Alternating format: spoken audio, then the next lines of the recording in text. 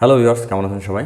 চলে আসলাম নতুন একটা রাউটার রিভিউ এবং আনবক্সিং নিয়ে। আজকে ওয়াভলিঙ্কের একটা রাউটারের রিভিউ এবং আনবক্সিং করব। রাউটারটা হচ্ছে এই দেখতে পাচ্ছেন, রাউটার মডেল নাম হচ্ছে ARKS4। এই রাউটারটা আজকে আনবক্সিং করব এবং এই রাউটারের ভিতরে কী কী আছে সেটা দেখবো এবং রাউটারটা কীভাবে কনফিগারেশন করতে হবে, রাউটারের ফিচার্স কী কী আছে, সব এই রাউটারটা আসলে পারফরমেন্স কেমন দিবে সব বিষয়ে আজকে জানবো। দেখতে থাকুন শেষ পর্যন্ত। তার আগে একটা কথা বলে নিই, আপনি যদি আমার চ্যানেল নতুন দর্শক হয়ে থাকেন তাহলে অবশ্যই চ্যানেলটি সাবস্ক্রাইব করে নিন, আর যদি অলরেডি করে থাকেন তাহলে অসংখ্য অসংখ্য ধন্যবাদ। তো চলুন রাউটারটা আনবক্সিং করি। ভিউয়ার্স, রাউটারটাই দেখতে পাচ্ছেন, রাউটারটা ইনটেক থাকে, কিন্তু আমি আগেই রাউটারটা পলি খুলে ফেলেছি। আর রাউটারটা প্যাক খুলে দেখি আসলে রাউটারটার ভিতরে কী কী পাচ্ছি। প্রথমেই আছে আমাদের সেই কাঙ্ক্ষিত 4 অ্যান্টেনার একটা ওয়াভলিঙ্কের একটা রাউটার। রাউটারটা দেখতে খুবই সুন্দর। রাউটারের LAN port, on port, reset button নেই। 4 অ্যান্টেনা আপনার ইচ্ছা মতো রাখতে পারেন, এখানেও অল মাউন্ট করে রাখতে পারবেন এটা দিয়ে। রাউটারটা এখানে থাক, এবার দেখি আর কি কি পাচ্ছি রাউটারের ভিতরে। রাউটারের ভিতরে একটা ইউজার ম্যানুয়াল আছে, এই যে এখানে কীভাবে রাউটারটা সেট আপ করবেন সে বিষয়ে বিস্তারিত দেওয়া আছে। আসলে রাউটার কীভাবে সেট আপ করবেন সেটা আমি আমার ভিডিওতে দেখিয়ে দেবো। এটা সম্ভবত ওয়ারেন্টি কার্ড, হ্যাঁ ওয়ারেন্টি কার্ড। প্রয়োজনীয় ক্ষেত্রে ওয়ারেন্টি কার্ড লাগতে পারে, তা নাহলে প্রয়োজন নেই। বাংলাদেশে এই রাউটার ইম্পোর্ট করে রাসা টেকনোলজি। আপনারা রাসা টেকনোলজির সাথে যোগাযোগ করে আপনাদের রাউটারের জনিত সমস্যা, যে কোনো সমস্যার সমাধান করতে পারবেন। তারপর একটা RJ45-এর একটা ইথারনেট কেবল আছে এখানে, মোটামুটি ভালো মানের একটা কেবল, এই যে দেখতে পাচ্ছেন। তারপরে আছে 9 ভোল্টের একটা অ্যাডাপ্টার, যেটাতে আপনার রাউটারের পাওয়ার ইন হবে। এই ছিল রাউটারের ভিতরে। এবার চলুন রাউটার সম্পর্কে কিছু কথা বলি। জাস্ট রাউটারটা দেখতে পাচ্ছেন, এই 4 অ্যান্টেনার একটা রাউটার। রাউটারটার আপনি অ্যান্টেনা যে দিকে ইচ্ছা সেদিকে ঘুরিয়ে রাখতে পারবেন। আসলে একটা সুবিধা এখানে আছে। আবার এটাকে এরকমভাবেও রাখতে পারবেন, পিছনে ওয়াল মাউন্ট আছে, ওয়াল মাউন্ট করে রাখতে পারবেন। এরপর এখানে সবচেয়ে বেশি ফ্যাসিলিটি দেওয়া আছে, 4টা ল্যান পোর্ট দেওয়া আছে এবং একটা অন পোর্ট দেওয়া আছে। 4টা ল্যান অনেক সময় কাজে লাগে, এখন দেখা যাচ্ছে অধিকাংশ রাউটারে 1টা বা 2টা ল্যানের বেশি দিচ্ছে না। 4টা ল্যান সেদিক থেকে একটা প্লাস পয়েন্ট সবার জন্য। রাউটারের এই উপরে এখানে ওয়াভলিঙ্কের বড় একটা লোগো দেওয়া আছে। আর এখানে রাউটারের WPS এবং রিসেট বাটন, 2 সেকেন্ড চেপে দিলে WPS মোডে যাবে, আর 8 সেকেন্ডের বেশি চেপে দিলে রিসেট হয়ে যাবে। সো এই ছিল রাউটারের বাহ্যিক বিষয়ের আলোচনা। এবার রাউটার সম্পর্কে কিছু কথা বলি। রাউটারটা খুব ভালো মানের একটা রাউটার, পারফরমেন্সও খুব ভালো, রেঞ্জও খুব ভালো দেয়। গেমিং করার জন্য এটা পারফেক্ট না। আপনি যদি গেমিং করতে চান তাহলে এই রাউটার বাদ দিতে হবে। গেমিং করতে চাইলে আপনাকে AC সিরিজের রাউটারের দিকে যেতে হবে। এই রাউটারটার রেঞ্জ আপনার প্রায় 1500 থেকে 1600 স্কোয়ার ফিটের মতো দেয়। মার্কেটে এটার প্রাইস আপনি 1500 থেকে 1700 টাকার ভিতরে পেয়ে যাবেন। খুব রিজনেবল প্রাইসে এটা বলা যেতে পারে, কারণ 4 অ্যান্টেনার রাউটার সব কোম্পানি কম বেশি এরকম আছে। তাছাড়াও এর থেকে কম দামি রাউটারও আছে, কিন্তু পারফরমেন্সের দিকের থেকে মোটামুটি ভালো। এই রাউটারটা ইম্পোর্ট করা রাসা টেকনোলজি। আপনাদের রাউটার সম্পর্কিত যে কোনো ইনফরমেশন বা রাউটারের সুবিধা অসুবিধাগুলো রাসা টেকনোলজি শেয়ার করে দেখে নিতে পারেন। অবশ্যই রাসা টেকনোলজি অথরাইজড যে সমস্ত শপ আছে বা রাসা টেকনোলজি যে সমস্ত ডিলারগণ আছে তাদের কাছ থেকে রাউটারটা নেবেন, তাহলে সার্ভিসটা ভালো পাবেন। রাউটারটার 1 বছরের ওয়ারেন্টি থাকে।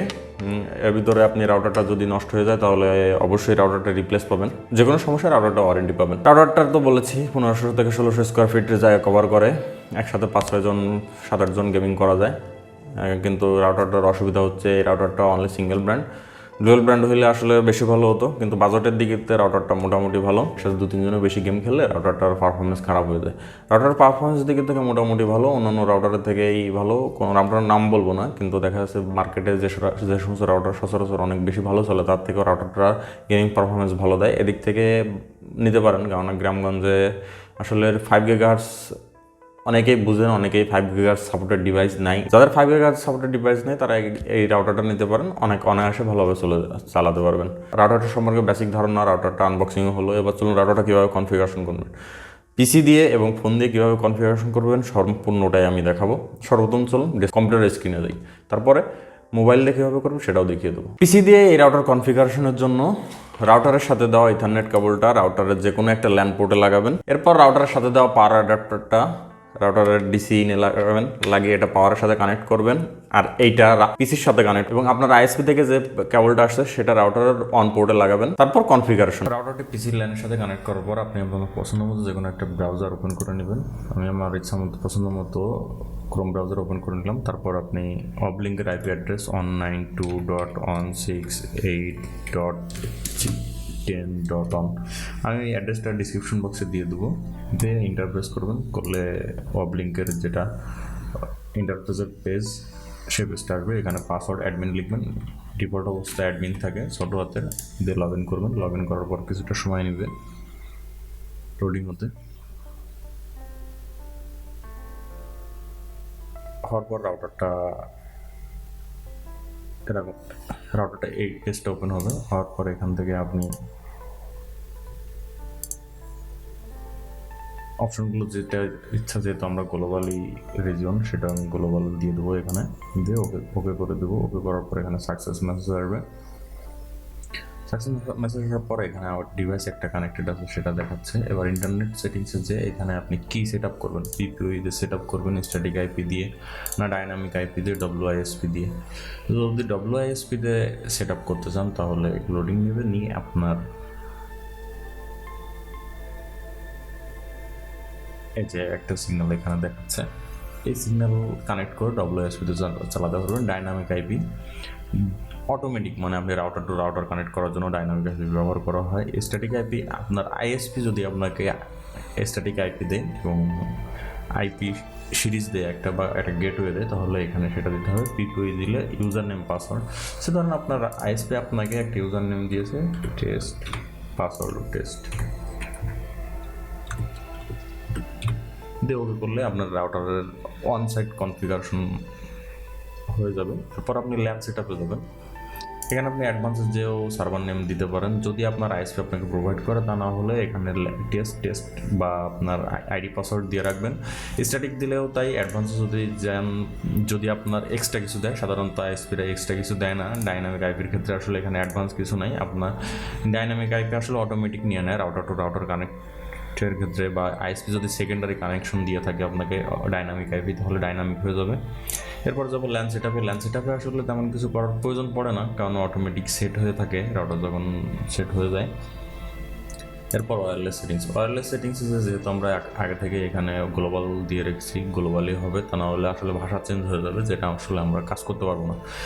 তারপরে এখানে ওয়াইফাই অন, মানে সিগন্যাল অন রাখবো কি রাখবো না সেটা। তারপরে এখানে আপনি আপনার রাউটারের নাম নেবেন। আমি আমার ইচ্ছা মতো একটা দিয়ে দিলাম।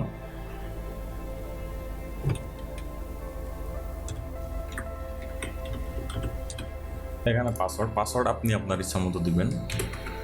আমি আমার ইচ্ছা মতো দিয়ে দিলাম, আপনি আপনার ইচ্ছা মতো আপনি যত স্ট্রং পাসওয়ার্ড। এখানে আসলে চ্যানেল সিলেক্ট করার কিছু নাই, এটা অটোমেটিকলি হবে, আপনি অটোমেটিক দিয়ে দেবেন। যদি আপনি ওয়াইফাই নেমটা এখানে হাইড করে রাখছেন, হাইডে ক্লিক করলে আপনার ওয়াইফাই নেম শো করবে না, তখন আপনি আপনার ফোন থেকে এই নামটা সার্চ করে তার পাসওয়ার্ড দিয়ে কানেক্ট করতে পারবেন।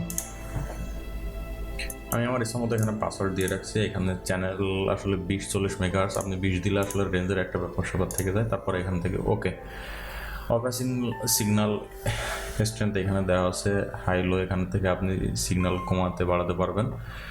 গেস্ট মডেল এখানে অফ করা আছে, দরকার পড়ে না। ওয়াইফাই শিডিউল যদি করার দরকার পড়ে তাহলে এখানে শিডিউল, মানে কোনো দিন যদি আপনি আপনার ইচ্ছা মতো রাউটারটা অফ হয়ে যাবে বা ইচ্ছা মতো অন হবে, তাহলে এখান থেকে আপনি সিলেক্ট করে দিতে পারেন এভরিডে দিয়েও সব দিন, যে এই কটার সময় আমার রাউটার অফ হবে, তাহলে এই কটার সময় রাউটার অন হবে। এখানে আমি ডিজেবল করে রাখলাম, এটা আসলে দরকার পড়বে না। ব্যান্ডউইথ কন্ট্রোল, এখান থেকে আসলে আপনি প্রত্যেকটা ডিভাইসের জন্য আলাদা আলাদা ব্যান্ডউইথ কন্ট্রোল করতে পারবেন। সে ধরুন আমার এই ডিভাইসটায় আমি অনলি 100 kbps দেবো, 100 kbps এর বেশি দেবো না, তাহলে কিন্তু এটা 100 kbps থাকবে।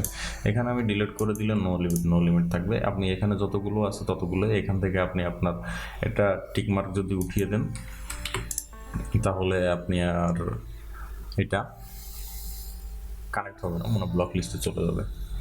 ব্যান্ডউইথ কন্ট্রোল এখানে গেল। পোর্ট ফরওয়ার্ডিং, আসলে এই বিষয় নিয়ে আসলে একটা বড় একটা ভিডিও করার চিন্তাভাবনা আছে আমার। পোর্ট ফরওয়ার্ডিং কীভাবে করতে হয়, আসলে এগুলো কীভাবে কাজ করে, আসলে সাধারণত এইগুলো লাগে হচ্ছে আপনার আইএসপিদের ক্ষেত্রে, আমাদের ব্যক্তিগত কাজের জন্য লাগে না। অ্যাডমিনিস্ট্রেশনে যে এখানে আপনার ওল্ড পাসওয়ার্ড যে আমরা লগ ইন করলাম অ্যাডমিন দিয়ে, সেই অ্যাডমিন, এখানে নিউ পাসওয়ার্ড এবং রিটাইপ পাসওয়ার্ড মানে নতুন যে পাসওয়ার্ডটা দেবো সেটা। সিস্টেম লগে এখানে লগ দেখাবে আসলে আপনার এখানে কী কী হয়েছে না হয়েছে। এখান থেকে আপনি যদি রাউটারের কোনো ফার্মওয়্যার যদি আপডেট আসে তাহলে আপডেট দিতে পারবেন। রাউটার কনফিগারেশন করার পর যদি রিসেট করতে চান তাহলে রিসেট করে দিতে পারবেন এখান থেকে। সো এই ছিল পিসির কনফিগারেশনের ধাপগুলো। এবার ফোন দিয়ে কীভাবে কনফিগারেশন করবেন। ফোন দিয়ে রাউটারটি কনফিগারেশনের জন্য সর্বপ্রথম আপনার ফোনের ওয়াইফাই অপশানে যাবেন, যে রাউটারটি WAVLINK এই রাউটারটি কানেক্ট করবেন। কানেক্ট করার পর এটা কানেক্ট হয়ে যাবে। যাওয়ার পর এই সেটিংস অপশানে যেতে পারেন, বা আপনি সরাসরি আইপি অ্যাড্রেস ইনপুট করেও কানেক্ট করে নিতে পারেন 192.168.10.100। আপনি চাইলে ব্রাউজারেও এই আইপি অ্যাড্রেসটা বসিয়ে নিতে পারেন। আইপি অ্যাড্রেসটা আমি ডিসক্রিপশনে দিয়ে দেবো। যদি স্যামসাং হয় তাহলে এখানে ম্যানেজ রাউটারে চলে যাবেন। ম্যানেজ রাউটারে যাওয়ার পর এরকম আসবে, এখানে আপনি পাসওয়ার্ড দিতে হবে, পাসওয়ার্ডটা অ্যাডমিন দিতে হবে। অ্যাডমিন দেওয়ার পর লগ ইন দেওয়ার পর এখানে অপশন আছে, প্রথম আছে কান্ট্রি রিজন। এখানে আপনার গ্লোবালে থাকবে। এখানে টাইম জোন যদি চেঞ্জ করতে চান তাহলে চেঞ্জ করতে পারেন। আমাদের বাংলাদেশের টাইম জোন +6 যদি এখানে থাকে যে কোনো একটা দিতে পারেন, অ্যালমাইটে দিতে পারেন, দিয়ে ডান। তারপর নিউ পাসওয়ার্ড এখানে আপনার ইচ্ছা মতো, কারণ এটা আপনার রাউটারের পাসওয়ার্ড হিসেবে কাজে দেবে। লগ ইন পাসওয়ার্ড আমি 1 2 3 4 5 6 দিলাম। আপনারা আপনাদের ইচ্ছা মতো দিবেন সিকিউরভাবে, দিয়ে অ্যাপ্লাইতে ক্লিক করবেন। অ্যাপ্লাইতে ক্লিক করার পর এরকম আসবে।